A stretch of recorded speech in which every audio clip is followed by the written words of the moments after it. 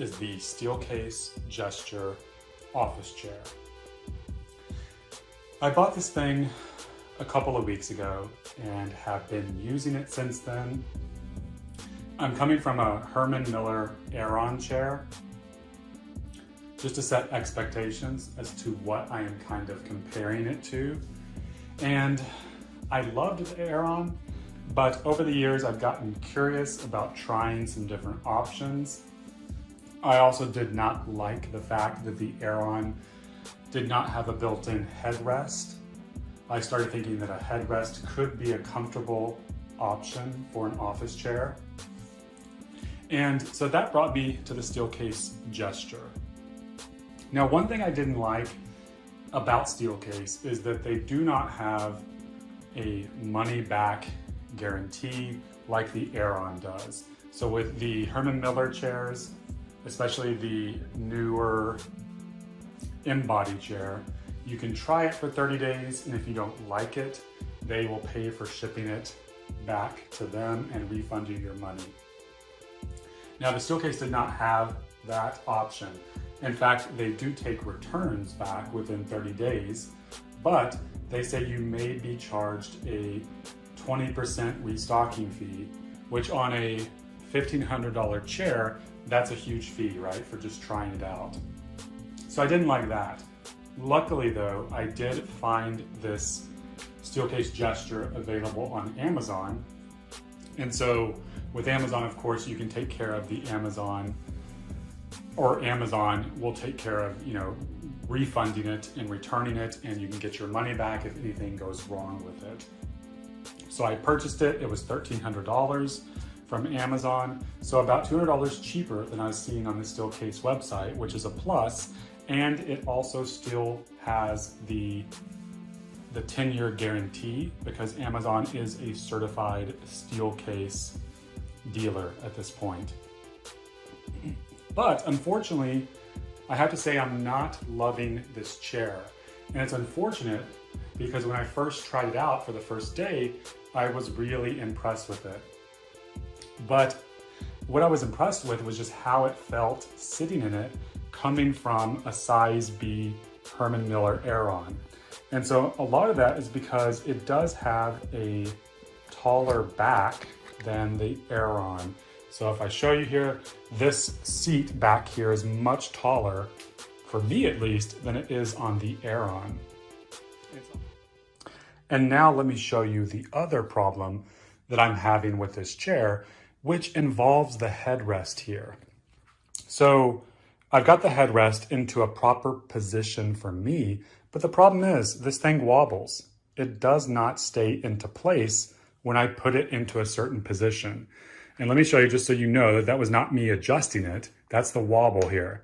So I've got it into position, and there you go. It wobbles in and out of place so that if I'm sitting down into the proper position and my head rests against this at all, it'll have to push it back. And then when my head comes forward, this comes forward. And so I did not know how annoying that would be.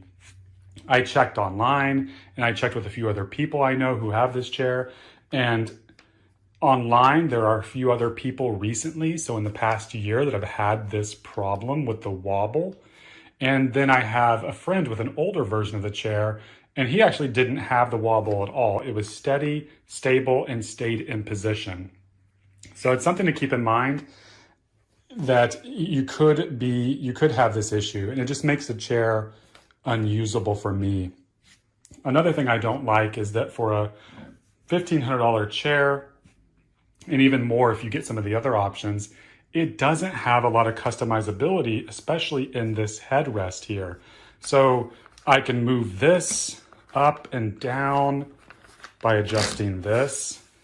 And this doesn't feel like high quality in here to me. It feels kind of like a cheap plastic, just scooting this into place. And I don't know how long that's gonna last. This is already wobbling too much. It probably needs to be tightened or something. So it doesn't leave me with a lot of confidence. You also can't adjust this headrest here up and down other than this here that I just adjusted. So you can move this up, move it down, but you can't raise this up a lot. So there's not a whole lot of adjustability in here, which I don't love. Also, the plastic on here feels a lot, let me see if I can show you. It feels a lot more cheaper to me and less high quality than the plastic I've seen on the Aeron and experienced. So let's see. The fabric of this chair, I just chose a simple black fabric, which is what Amazon was offering. I have no complaints against it. It seems durable enough to me. I don't really see any issues. If you want to adjust the lumbar support, you can do so in here. I don't know if you can see this, but there's these tabs that you raise up and down in order to adjust the lumbar support. And like I said, I like the way the chair feels to sit in. It feels great, but just that headrest being broken, along with some overall, what I would say, just it feels cheap. It doesn't feel expensive. It doesn't feel like a sturdy kind of plastic. It makes me hesitant to love the chair. One thing I do like though, of course, is these arms. They do have a lot of adjustability in them, so you can move them in and out, up and down by kind of adjusting this here. So they feel comfortable, and they're not as big and bulky as the Aeron arms, which the Aeron arms do not have a lot of adjustability. It always kind of got in the way to me. And in fact, at one point I wanted to take mine off, but I actually found out that wasn't an easy thing to do with the Aeron Classic that I have. So I couldn't take the arms fully off, which was not a big issue, but it's just an annoyance. And one other thing that I've heard people complain about, which I have to agree with, is that for such an expensive chair, the Steelcase does not have a lot of adjustability in it. So we can use this lever here to raise it up or down, and you see it's going up. This here actually adjusts the seat, how close it is to the back, if you can see that. So I'm gonna put it back. And that can be good, obviously, if you're taller, you can adjust it for your leg length, the top leg length. And then the other adjustability you have here is kind of locking the position in place as to whether or not when you lean back, it comes back, right? And one thing I want to let you listen to, I don't know, that just sounds like a cheap plastic clicking against itself in there, and it doesn't feel like a sound you should be hearing in such an expensive chair. So that is another indicator that makes me worry about its long-term durability when compared to the Aeron that I've been using, which with the Aeron, everything feels very solid. The plastic pieces feel like they could last for years, and I don't have that kind of worry. And this other wheel here that you can turn actually adjusts the resistance when you lean back. So making it more resistant or less to being kind of leaned back and tilted back. One other thing I did like about this chair, which I can't show since I'm holding the camera here, is that when you lean back in the chair, this does not lean back as well. This is independent, so it's just the chair back that leans back, which I actually liked that, because in my eyes, that kind of keeps your hips a little more open when you're leaning back, which a lot of us these days are all sitting in chairs all day, and hip tightness is a real issue. So I felt like that could actually kind of help your hip tightness. And I like that it did that. So I thought that was a good feature. Okay, and so now let's get to the fun part of the video where I give this an overall rating and tell my thoughts overall on it. So I'm conflicted about this actually this time. I think I would have to give it a 4 out of 5.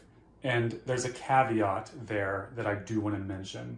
So that 4 out of 5 rating is depending on if this didn't have this quality issue of the loose headrest. If it didn't have that, then that's what the rating would be, a 4 out of 5. And I'm hoping that this loose headrest is just kind of my bad luck, and that a lot of them do not have this, hopefully. So keep that in mind with my rating. But I'm giving it a 4 out of 5 because I don't think it's perfect. And I think that the quality, at least the way it feels, is not quite there for what you pay for the chair. And when you compare it to its biggest competitor, like the Herman Miller chairs, specifically the InBody and then the Aeron, the fact that they do not have the ability to give you a refund and pay for return shipping and stuff like that, it really, at least for me, it makes me not as, it doesn't feel as premium of a brand, right? And I would not want to pay $1,500 to get a chair that I'm not sure would last for a long, long time. Another problem I should mention is that when trying to actually purchase the chair, finding one to actually try out with a headrest was actually next to impossible. I called up several dealers in my area. None of them had one with the headrest, and they actually made it quite clear, these dealers, that if I purchased from them, they would not do any kind of refunds whatsoever. So I think the experience you get in purchasing the chair does not leave you with an amazing feeling that you're buying a super premium, super high quality product. You know, that being said, if you take all that out of account, if you take out the fact that the headrest was broken, I do think it was a very, very comfortable chair. Like I said, I like the fact a lot that the back is higher than the Herman Miller Aeron, so that, you know, gave me some just additional support. But overall, I'm just gonna have to rate it a 4 out of 5. I think the Aeron is a much better quality option, but this is something to keep in mind if you are particularly tall like me, you want a headrest that can support your head and is built into the chair, but just watch out for these issues like this. I advise trying to go to a dealer, trying a chair out, make sure you like it, and then be advised when you get it in that you're going to need to check and make sure that the headrest is not wobbly like this, loosened like this one is, and make sure that there's no issues with it and contact their support. I also recommend that if you're not sure, you know, you can buy it through Amazon, because at least then if you get a chair that's broken like this one, you do have the ability to return it without, you know, having a stocking fee.